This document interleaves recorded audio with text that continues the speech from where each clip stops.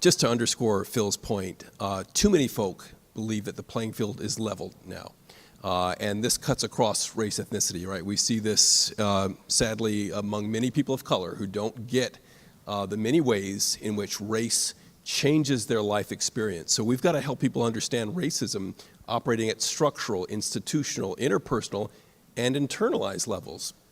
Did you know that you could replicate, sadly, the Kenneth Clark doll test today and get the same result?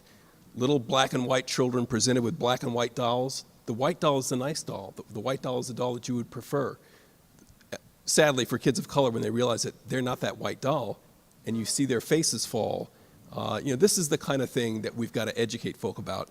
So those of us in the social sciences are trying to over-document, particularly the structural issues, over-documenting how residential segregation drives and perpetuates a lot of the inequality that we see across so many different sectors, and then building the public will to do something about it.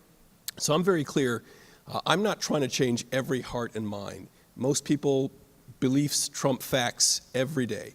And if your belief system is one that does not allow you to understand what we're talking about, then I'm not going to try to argue that point.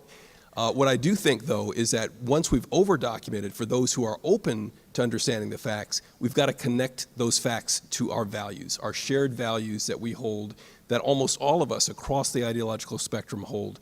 We believe deeply that America is a land of opportunity.